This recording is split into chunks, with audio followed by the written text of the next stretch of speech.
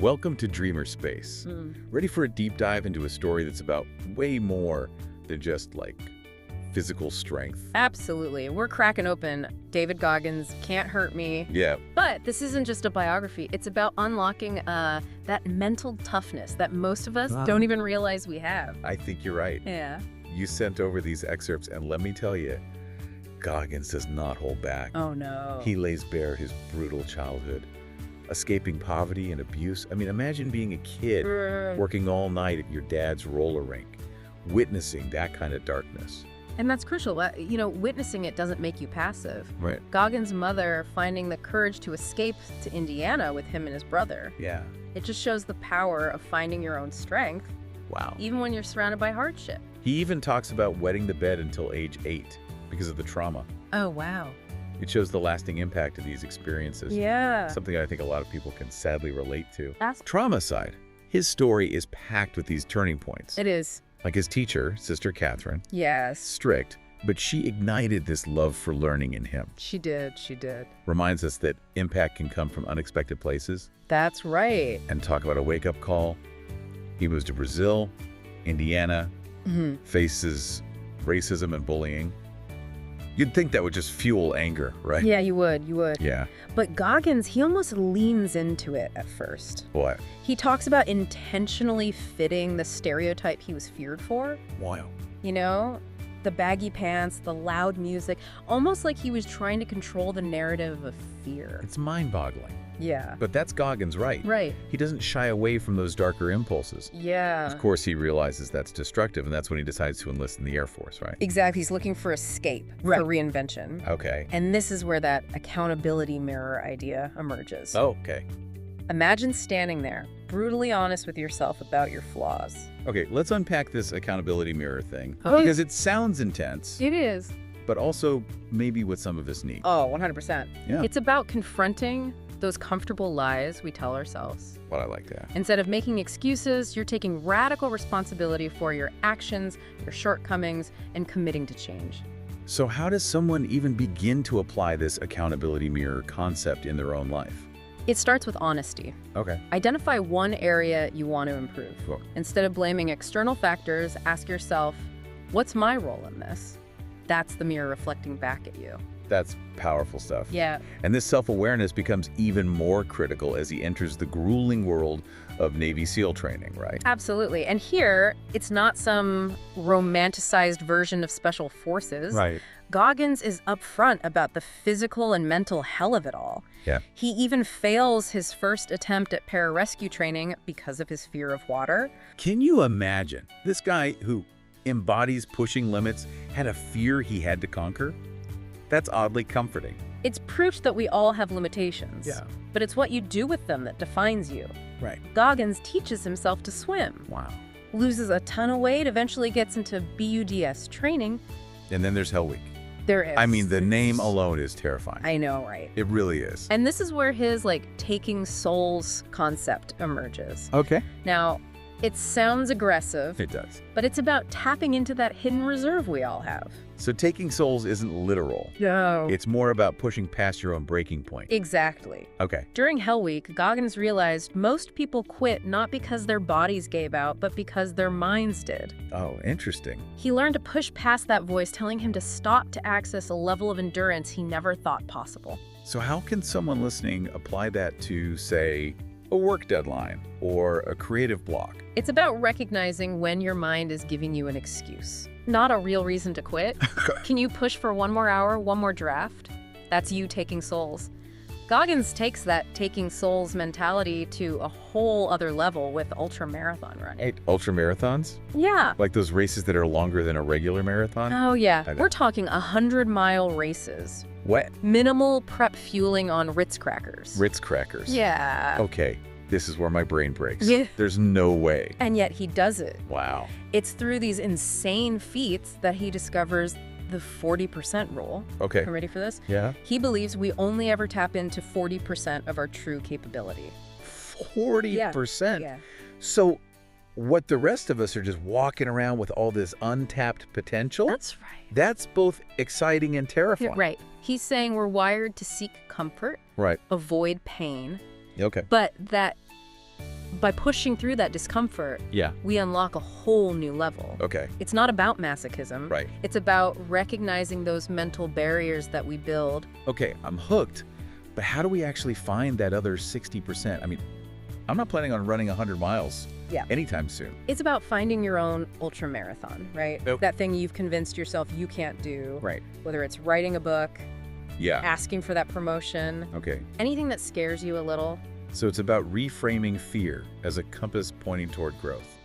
I love that. Exactly. And Goggins, he practices what he preaches. Okay. He even gets rejected by Delta Force, Whoa. those elite of the elite. Oh, yeah. But instead of crumbling, Yeah. he uses it to reflect. Talk about resilience.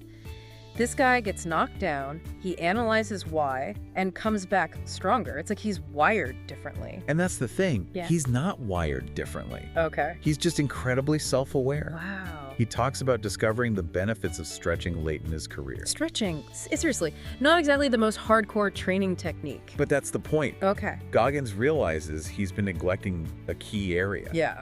So he dives in no ego. Wow. It shows it's never too late to address weaknesses. It's like he's constantly evolving, seeking out those hidden edges. And it's not just about physical strength. Absolutely. Okay. He faces this health scare, discovers a hole in his heart. No way. It would sideline anyone else. Right. But Goggins uses it to reevaluate, Wow. to prioritize his health without losing that drive. It's like he's saying, okay, life threw me a curveball, time to adjust my swing. Precisely, he emphasizes the importance of having backstops. Okay. Alternative plans for when things go wrong. Right. It's about adaptability, a lesson we can all use in our own lives. Backstops. Okay, I'm adding that to my vocabulary. So this is about more than just pushing through pain. It's about strategic planning too. 100%. Okay. Goggins is meticulous. Okay. He talks about meticulously mapping out routes for his ultramarathons, Oh, wow. studying the terrain even down to his nutrition. So this isn't just about grit. No, It's about using your brain too. exactly. Goggins is a big believer in using both your mind and body. For him, it's all about being prepared for whatever comes his way. And speaking of being prepared, Goggins ends up with this unique opportunity to shake things up within the Navy, right? He gets summoned by a high-ranking admiral. Oh, well, Talk about nerve-wracking. I can only imagine what happens next. Well, it turns out the Navy's having trouble recruiting, Okay, especially among people of color, right. and they see Goggins with his incredible story as the perfect person to lead the charge. That's amazing. Yeah. So he's not just breaking down physical barriers, Right. he's breaking down social ones too. Exactly, and he doesn't shy away from the tough conversations. Okay. He goes to Howard University, Right. a historically black university, Yeah. and he's met with some skepticism. I can see why there's a lot of distrust Yeah. between communities of color and the military for good reason. And Goggins gets that. Yeah. He talks about the importance of listening, of Okay. acknowledging those concerns, Right. instead of just trying to slap a Band-Aid on them, So how does he win them over? by being real, Okay. by sharing his own struggles with racism, Right. poverty, and self-doubt. Yeah. He shows them that he's not just some superhuman SEAL, Right. but a guy who's faced real adversity and come out stronger. That's incredibly powerful. Uh-huh. He's using his own vulnerability to connect with people, Yeah, to show them that anything is possible. exactly, and it works. Wow. He travels the country, Okay. speaking at schools and community centers, Wow. sharing his message of pushing limits and achieving greatness. So he's not just recruiting for the Navy. No, He's recruiting for life. He's showing people that they have the power to create their own opportunities regardless of their background or circumstances. exactly. He's using his platform to inspire and empower others, Wow. to help them see their own potential. It's like he took that taking souls mentality from Hell Week and applied it to something bigger than himself, something that can make a real difference in the world. Absolutely. He's challenging the status quo, breaking down barriers, and showing people from all walks of life that they have the power to achieve extraordinary things. It's incredible how Goggins uses those recruitment challenges to further refine his own philosophy. That's a hallmark of his, isn't it? He integrates his ultramarathon training into the recruitment itself, runs races in the cities he's visiting, invites students along for training. Wait, so he's out there running 100-milers. Yeah. while simultaneously trying to convince people to join the Navy. It's the ultimate proof of concept, right? He's not just talking the talk. Yeah. He's running the run. And people respond to that authenticity. They do. They see him pushing his limits, and it makes them believe they can push theirs too. Exactly. He tells this amazing story about the Leadville 100. Okay. This notoriously difficult trail race. Well, And the student, inspired by Goggins, drives hours just to watch him cross the finish line. that's powerful. Like Goggins becomes this symbol of what's possible. Right. If you're willing to embrace discomfort, to push past your own perceived limitations. And that's the message he carries with him even after he retires from the Navy. Yeah. He could have easily just rested on his laurels, but that's not Goggins. Of course not. So what does this uncommon amongst the uncommon guy do next? He becomes a sought-after speaker, Okay. sharing his story, inspiring people from all walks of life. He writes, "Can't hurt me," which is essentially a blueprint for building mental toughness.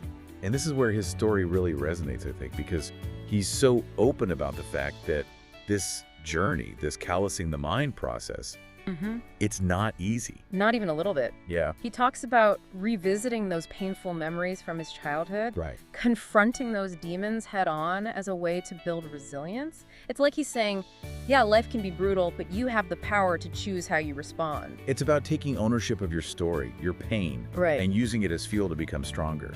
And he backs it up with science, too. Yeah, He talks about the 40% rule, right. the idea that we're capable of so much more than we think. Right, and that resonates with people because it's not just Goggins saying it. Yeah. There's research behind it. Right? Our brains are wired to protect us, Okay. to keep us in our comfort zones. Right. But Goggins is all about breaking through those limitations. He's like, comfort zone. Where's the growth in that? But it's not just about pushing yourself to the point of breaking, right? Right. He talks a lot about having a plan, He does. about being strategic in your approach. Exactly. Remember those backstops we talked about? Yeah. He's big on planning for setbacks, Okay. having alternative routes mapped out. It's about being prepared both mentally and physically Yes. to face whatever comes your way. It's like he's saying, yeah, you need grit, but you also need a brain. You need to be smart about your training, about your goals, and about how you're going to overcome those inevitable obstacles. And he walks the walk. He does. He talks about meticulously mapping out his ultra marathons, Wow. studying the terrain, even down to his nutrition. Right. He's leaving no room for excuses.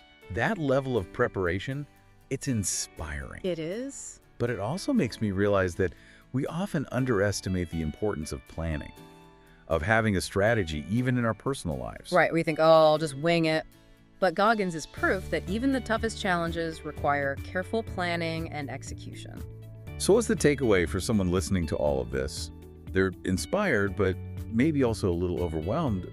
Where do they even begin? I think it starts with that accountability mirror. Okay. Goggins challenges us to be brutally honest with ourselves, Yeah. to identify one area we want to improve, Okay. and then take radical responsibility for making that change. No excuses. No excuses. Just you, the mirror, and a commitment to grow. Exactly. And it's not about being perfect. Yeah. Goggins failed. He struggled. He had setbacks, but he never let those define him. Right. He used them as fuel to come back stronger, Yeah. to learn and to evolve. It's like he's saying, embrace the suck. Ah, It's going to be hard. You're going to want to quit. yeah. But that's where the growth happens. And remember, you don't have to run an ultramarathon to apply these principles. Find your own 40% challenge, that thing that scares you a little, Yeah. and chip away at it. What a journey from a terrified kid escaping abuse to a Navy SEAL pushing the limits of human endurance to a mentor inspiring people all over the world. David Goggins, everyone. Wow. A testament to the power of the human spirit and a reminder that we're all capable of achieving far more than we think. So, what will you do to push past your 40%? Thanks for joining us on this deep dive into Can't Hurt Me. Until next time, keep dreaming big. And remember to subscribe to Dreamer Space for more inspiring stories and deep dives. See you in the next one.